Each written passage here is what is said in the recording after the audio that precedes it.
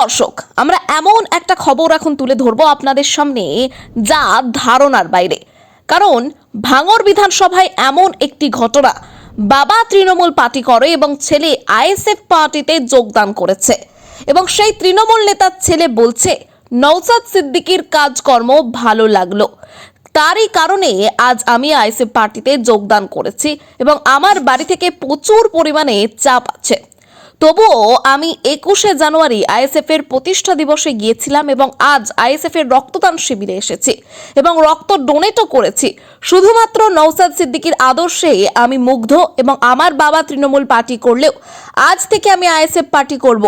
2026-এ নওশাদ সিদ্দিকীর সঙ্গে থাকবো, আইএসএফ কে সাপোর্ট করব এবং আমাদের ক্যামেরার মুখোমুখি হয়ে আরো কি বলছেন তিনি, দেখুন বিস্তারিত খবরে। একেবারে কি বলবেন, এতটা পরিবর্তন কি কারণে? এত উন্নয়ন করছে শাসক দল, বারংবার দাবি করছে।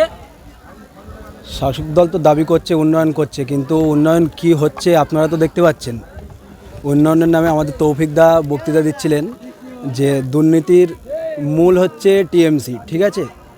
যাই হোক, আমি টিএমসি থেকে এসছি, নিশ্চয়ই ভাইজানের কোনো ভালো কিছু দেখেই এসছি, সেই জন্য এখানে এসছি। ভাইজান যেভাবে লড়ছে ওয়াকাব আইন নিয়ে আর এই যে এসআইআর নিয়ে যেভাবে লড়ছেন, এটা দেখে আমার এত ভালো লাগলো যে না, এরকম একটা নেতার সঙ্গে থাকা দরকার আমাদের। সেই জন্য আমি কেন, আমার সঙ্গে আরও 20-25টা নূতন ভোটার, মানে নূতন এবারে ভোট দেবে সেরকম ছেলে নিয়ে আমি আইএসএফে জয়েন করেছি, ঠিক আছে। ভাঙড়ে একেবারে এই তো নতুন, একেবারে যখন শাসক দলের নেতারা বলছে যে ব্যাহত অঞ্চলে আইএসএফের ঝান্ডা মারার জায়গা নেই, সেই এলাকাতে টিএমসি মেম্বারের ছেলে বা টিএমসি নেতার ছেলে আজকে আইএসএফের স্টেজে বা আইএসএফের হয়ে বক্তব্য দিচ্ছে, কি বলবেন? ঝান্ডা মারার জায়গা নেই, এটা তো ওরা বলছে, ওদের বক্তব্য এরকমই। তো একটু মানে আপনারা ভালোভাবে দেখবেন যে কত ঝান্ডা মারা আছে। আর এখানে ব্যাহতায় আপনারা রক্তদান শিবিরে এসছেন, দেখেছেন তো লোক কত আছে আমাদের। 1 নম্বর অঞ্চলে টিএমসি বলতে কেউ নেই, সব শাসক দলের ভয়ে ভয়ে থাকে।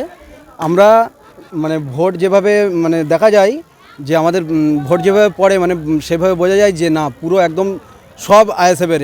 টিএমসি দুষ্কৃতীদের ভয়ে বা টিএমসি নেতাদের ভয়ে তারা মিটিংয়ে আসতে পারে না বা কোনো জায়গায় যেতে পারে না, কিন্তু একদম একটা আনুমানিক করে বলা যায় যে পুরো আমাদের গ্রামের সবাই আইএসএফ, এখানে টিএমসির কোনো জায়গা নেই।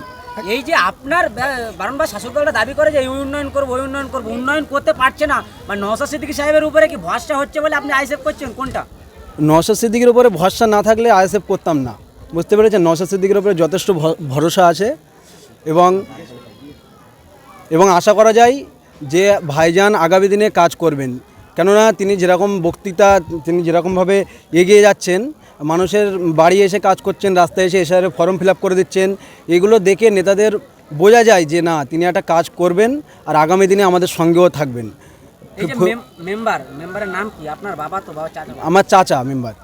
কি বলবেন, আপনার বাবা কি টিএমসি নেতা? আমার বাবা টিএমসির নেতা, মানে টিএমসি দলের সঙ্গে আছে। তারপরেও আমি সেখান থেকে বাড়ি প্রচুর পরিমাণে চাপ, আমার বাড়ি থেকে এখানে আসতে দিচ্ছে না, বা 21শে জানুয়ারি যে মিটিংয়ে ওখানে যেতে দিচ্ছিল না, তারপরেও আমি এসেছি। ভাইজানের প্রতি আমার ভরসা আছে এবং ভাইজানকে ভালোবাসি। আর ভাইজান যেভাবে এগিয়ে যাচ্ছে, এই জিনিসটা খেয়াল করে, এই জিনিসটার দিকে আমার এত ভালো লেগেছে, সেই জন্যে আমি আইএসএফে যোগদান করেছি এবং এখানে আসা। আপনার হচ্ছে 26-এ কি আপনি আইএসএফে থাকবেন? যেভাবে চাপ বাড়ি থেকে বাবারা চাপ দিচ্ছে, কারণ আপনার নিজের বাবা চাপ দিচ্ছে, আপনি কি 26-এ ভরসা আছে আইএসএফে থাকতে পারবেন? আইএসএফে ভরসা বলতে, আইএসএফে ভরসা তো আছে, আইএসএফেই থাকবো। যেভাবে চাপ দিচ্ছে বলতে, চাপ তো বাড়ি থেকে দেবে, কিন্তু আইএসএফের সঙ্গে আছি, থাকবো এবং আগামী দিনে আইএসএফের সঙ্গে থাকবো।